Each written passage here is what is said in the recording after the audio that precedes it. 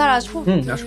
Sir আমাকে এক্ষুনি একটু ছুটি দেওয়া যাবে? এই মুহূর্তে তো একদমই পসিবল না। কি পরিমাণ কাজ বাকি কোনো হিসাব আছে? কিন্তু স্যার স্কুল থেকে আমাকে আবারও কল দিয়েছে, কেউ ওর বাবা ওকে নিতে যায়নি। আর আর্জেন্টলি একটু স্কুলে যেতে হবে। আমাকে একটু রিকোয়েস্ট করছি স্যার, ওকে একটু এখনই ছুটি দিয়ে দিন। তোমাকে এখন ছুটি দিলে বস আমার সাথে ঝামেলা করবে।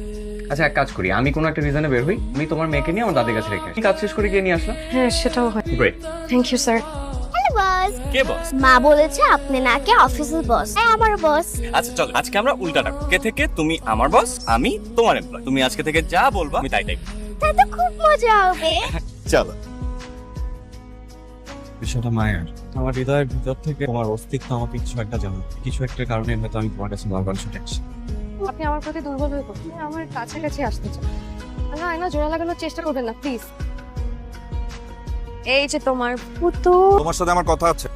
বলো। কিন্নরিকে নিয়ে আমি জার্মানিতে সেটেল হয়ে যাব। ওইখানেরই একটা প্রবাসী বাঙালি মেয়ের সাথে কথা হচ্ছে, ভাবতেছি ওকেই বিয়ে করে সংসার শুরু করব। কিন্নরির পাসপোর্ট হয়ে গেছে। তুমি কিন্নরিকে নিয়ে যাবে? হ্যাঁ। আমি আমার মেয়েকে কোথাও নিতে দিব না। তোমার তো কোনো রাইট নেই ওকে আটকানো। আমারও কোনো রাইট নাই আমার মেয়েকে সৎ মায়ের সংসারে রাখার। আমারও একই প্রশ্ন, আমার মেয়ে কেন সৎ বাবার সংসারে থেকে বড় হবে? ফালতু কথা তুমি বলবে না। এটাই রাইট কথা। কারোর সাথে কোনো সম্পর্ক নাই, একা থাকা না আমি খুব ভালো করে শিখে গেছি। কিন্নরি আমার মেয়ে, আমার কাছে থাকবে, আমি ওর টেক কেয়ার করব, কিন্তু তুমি কিন্নরিকে কোথাও নিয়ে যাবে না। আর please, কিন্নরি আমার সন্তান। তুমি যা করছো আমি কখনো কিচ্ছু বলি, কিন্তু এইবার আমি কিন্নরিকে তোমার কাছে দিব না, আমার কাছে থাকবে। That's my word final. তুমি ওর মা, সেজন্য চলে যাবার আগে এক সপ্তাহ তোমার কাছে থাকতে, এটাতেই খুশি থাকবা। ও আচ্ছা একটু নিধিকে ডাকো তো। উনি তো আজকেও অফিসে আসেন, গত 2 দিন ধরেই আসছেন না।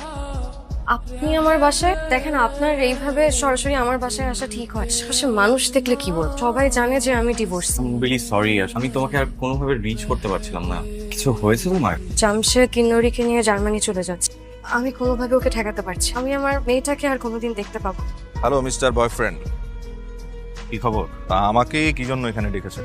দেখুন ভনিতা না করে সরাসরি বলি, নিধি কিন্নরিকে খুব ভালোবাসে। তো আপনি কিন্নরিকে জার্মানি নিয়ে চলে গেলে নিধি আর বাঁচবে না। তো আপনি আছেন কি করতে? আপনি ওকে বাঁচাবেন। আপনি শুধু শুধু উল্টাপাল্টা কথা বলছেন। একজন মা তার সন্তানকে ছাড়া বাঁচতে পারে না, এতটুকু বোঝার চেষ্টা করুন। আপনি একটা সন্তান দিয়ে দেন, তাহলেই তো ঝামেলা মিটে যায়। টু মাছ। আপনি আমাকে ডিসেন্সি শেখাবেন। আপনি আমাদের মাঝখানে কোন অধিকারে ঢুকছেন? এটা কোন ধরনের ডিসেন্সি?